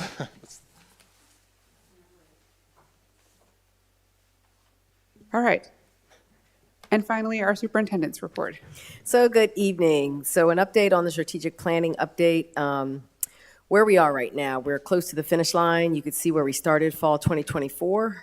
We did a needs assessment, and you could see the timeline. I won't read it. Where we are right now is the cabinet looked at the plan of where it is right now, and then we're looking at the revision of the draft. What we want to do is on June 2nd, bring all of the stakeholders together to share where we are and to have a work group update to talk about our objectives, our strategies, and our metrics for measuring, because while we have the plan in place, the work begins with actually doing it and measuring it and having it being reviewed often. So that'll take place on June 2nd. And so we're excited about where we are right now, but again, we're still in the draft plan phase, but on June 2nd, we'll send, I think we already have the invites possibly, I think have gone out to all of the work group members so we could share where we are in that plan. Are board members invited to that? Yes, we'll make sure you get the invitation for thank that, you. yes. Summer programming information. So right now, currently, we have middle school transition programs, we have credit recovery for high school students, we have band camps that will be taking place, and we have our summer career enrichment program. So we have sent out to families, we've been talking to different people. I got historical information of summer programming here at TCPS. I have learned that summer programming here was grant funded. For the most part, it was grant funded. When COVID came, because the grants came in, we knew there had to be, after that, we knew there had to be learning taking place in the summer to catch up. Now that we are in our new fiscal year, we had decided, and looking at other neighboring districts of different ways to cut costs, and knowing that most of the programming was taking place, we knew it wasn't happening at Chapel or White Marsh. Those schools were coming into Easton Elementary School, and what we found is there were minimal families coming from the outer schools going to Easton Elementary for that summer programming. So we decided to make the decision this summer not to have summer school as we've had it prior, to take this time to really reset and to talk to our families and our students and our staff to find out what we could do to have a robust summer programming moving forward. We will still have meals that will be available for our families, and we will take input from different staff members and students, as well as people who have been associated with summer school, to find out what we can do moving forward.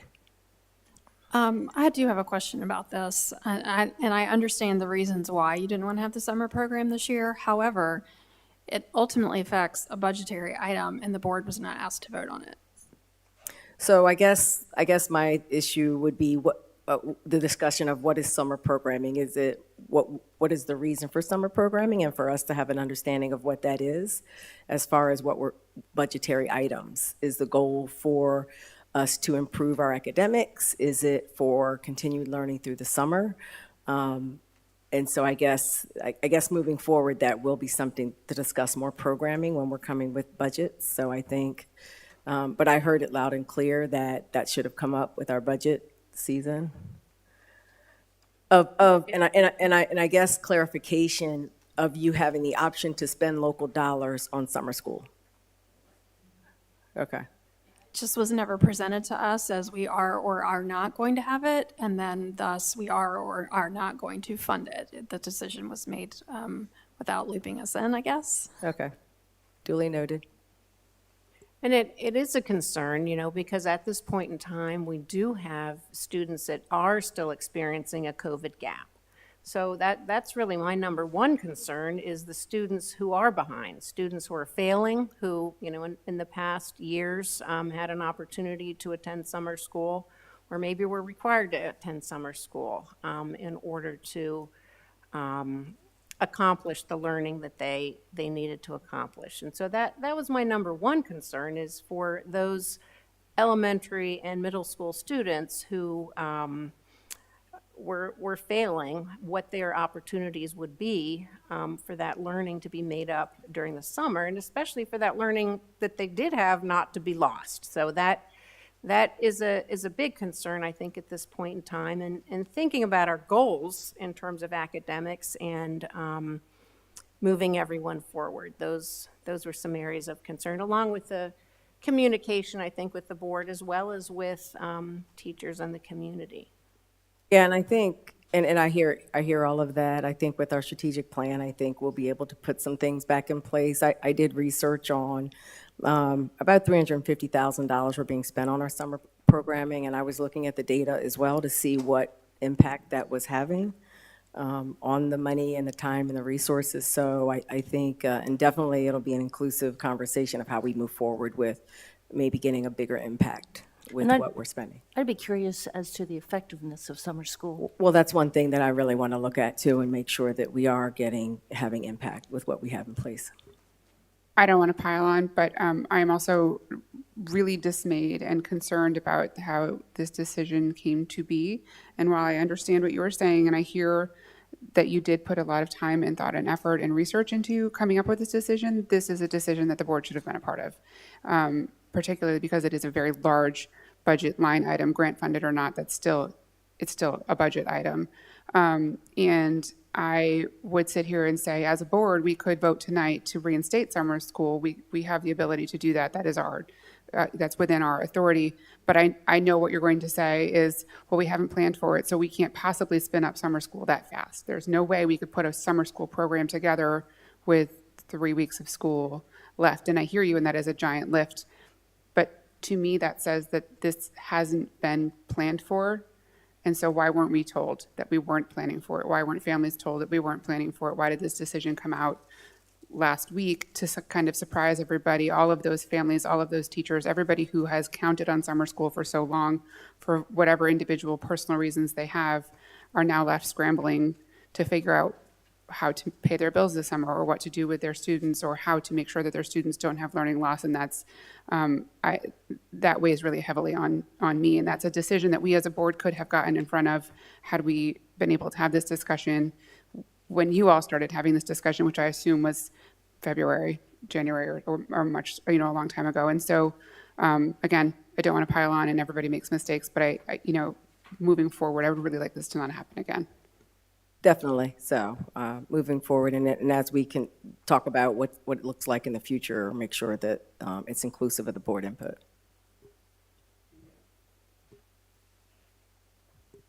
Okay.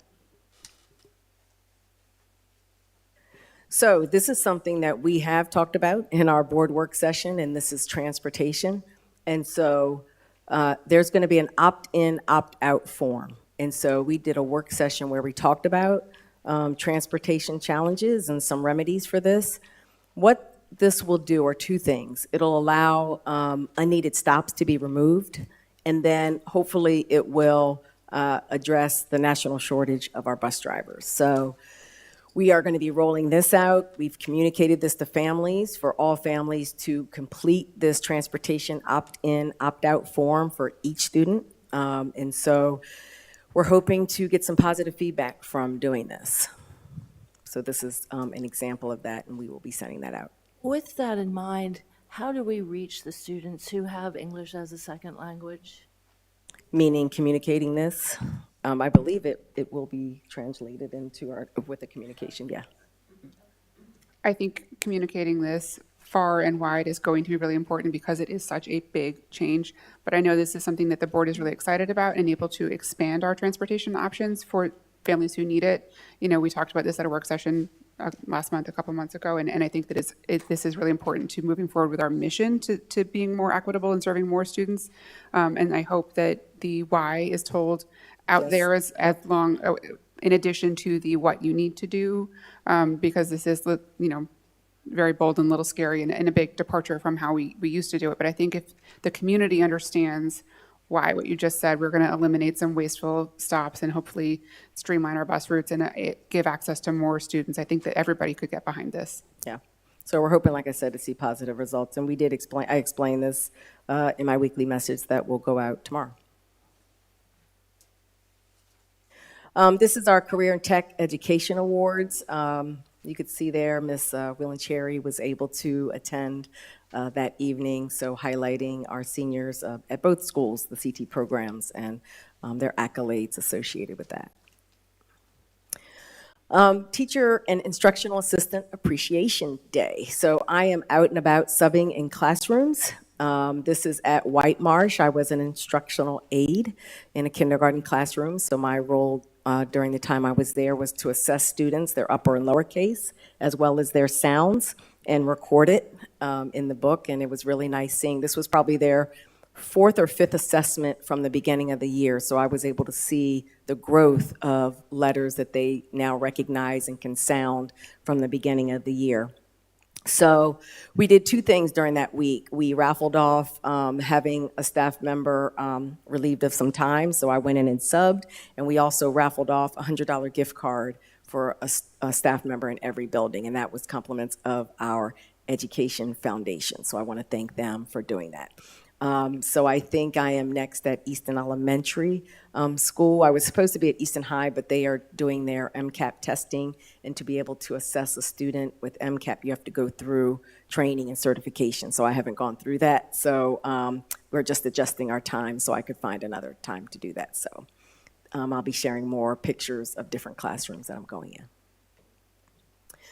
This was our TCPS Talbot Hospice Art Show, so we want to thank Ms. Jackson, who spearheaded this, and just the smiles on the faces of our students being able to showcase their art here at the Talbot Hospice Center. So it was a really nice evening, great turnout by families, and kudos to Ms. Strickland and the art teachers who facilitate these projects, and having this being available to be able to go not only in hospice, but we want to share our art out in our whole community.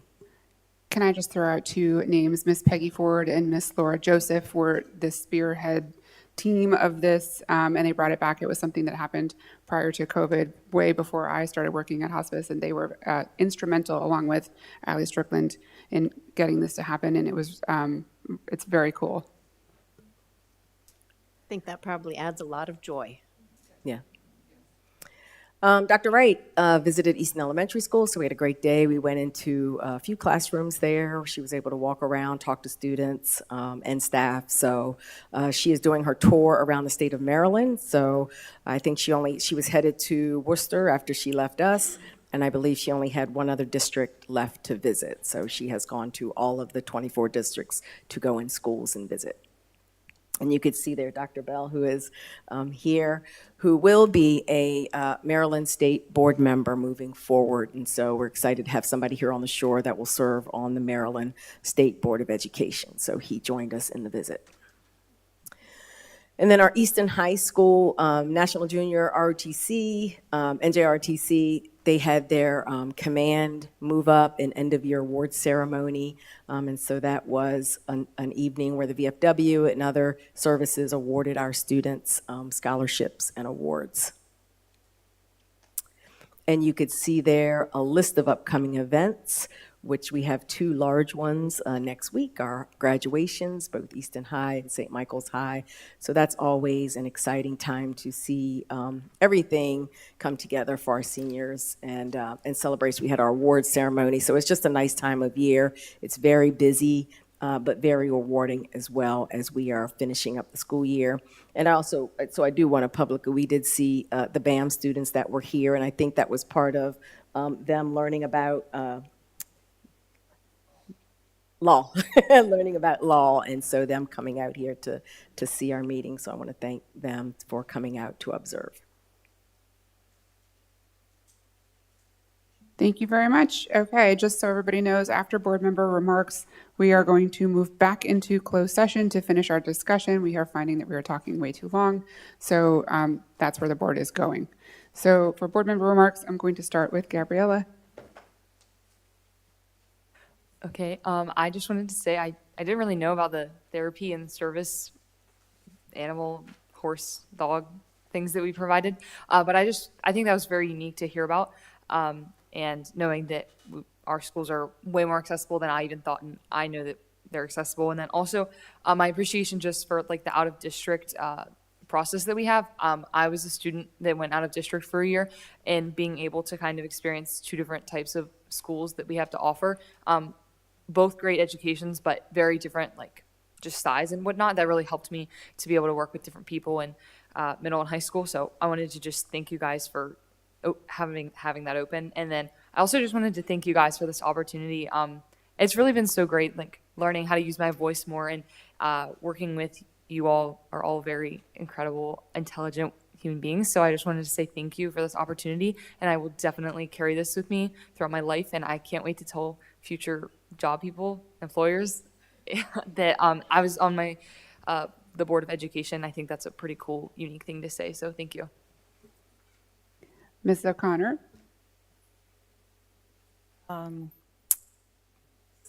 Thank you, Gabriella, for your work this year.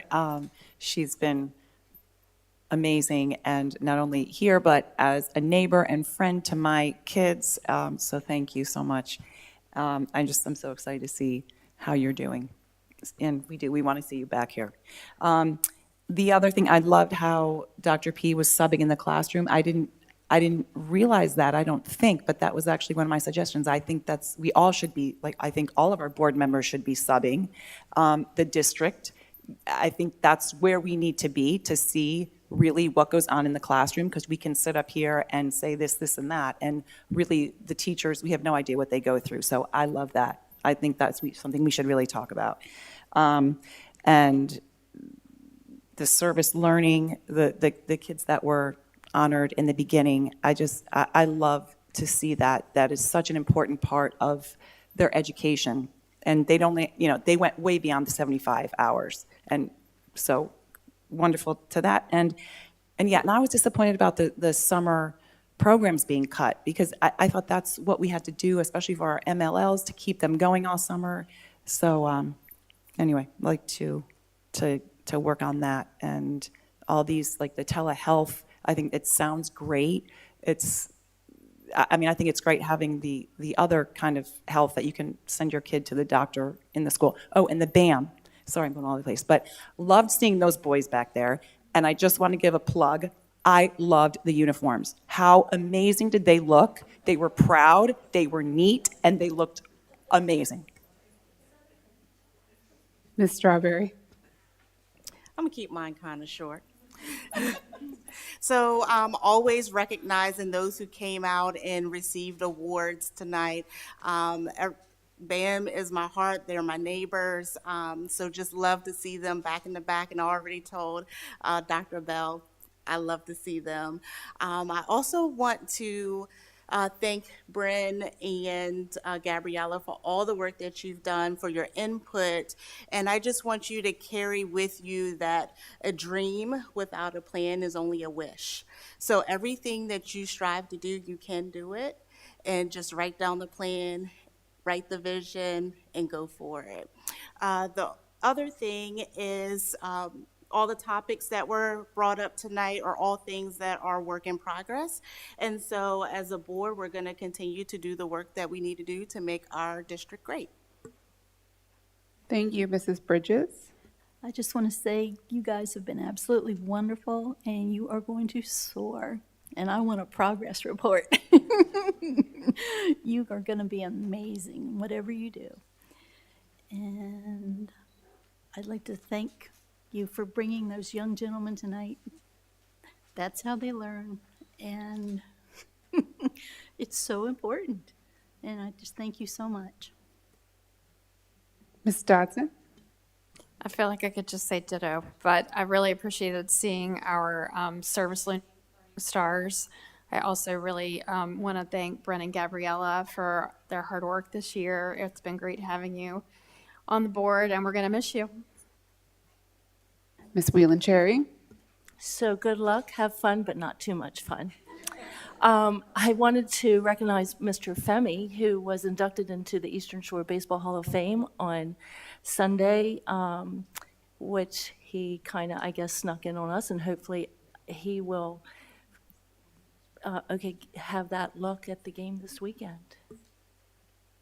Ms. Jurius. All right, well, first I wanted to say thank you to all the members of the public who came out tonight. We really appreciate that, appreciate the interest and the engagement, and especially Dr. Bell and our young gentleman from BAM. Thank you also to all of the fellow board members. There's a lot of work that was reflected here tonight. The work of the policy committee, diving into many different areas, all of the work that's been happening on the budget, work with the county council, many different things that are going on this time of year in the schools. So many great things. Gabriella, thank you so much to you and Bren for all the work that you've done. It really means so much because you really capture the heart of things that are happening in your schools, and that piece that we don't always get to see. So we appreciate that so much and know you're going to do wonderful things in the future. And just to say, yes, there have been so many things happening this time of year. I heard there are some amazing choral concerts and band concerts and so many different things in our sports areas that have been happening. And now we're on the way to graduation. So yeah, looking forward to all of that. Thank you. So I said my piece already, but Gabriella, we are going to miss you, and please pass that along to Bryn too, that we missed her tonight. Dr. Bell, along with everybody else, we were so excited to see your young men in here this evening. I will offer up any of my board members if they have any questions. We are happy to come in and speak with them about what it's like to be on the board, what it's like to be an elected official, the process of getting here. So I volunteer myself, and I volunteer anybody else up here. I'm sure they would love to come and talk to them as well. Sorry, guys. I want to say thank you to the whole team and say, guys, everybody who's listening, students, staff, everybody, the finish line is in sight. We're almost there. So close. You guys are doing a great job. Keep up that sprint to the end. You're gonna make it. We're this close. And I want to say how excited I am about graduations. It's one of my favorite events of the year. And unfortunately, I'm sorry, Easton High School, my cousin is getting married that night. So it's the first time ever I have to miss graduation, but I will be with you in spirit and singing Pomps and Circumstance in my head and cheering you guys on. But just wish everybody, because we won't have another meeting before the end of the year, a happy, healthy, and safe summer. And we will be very excited to see you back here in September, although hopefully it goes very, very, very slowly between now and then. And that said, did anybody like to make a motion to adjourn open session, and we will move back into closed? Make a motion to adjourn open session. Second. All those in favor? Any opposed? Okay, thank you very much.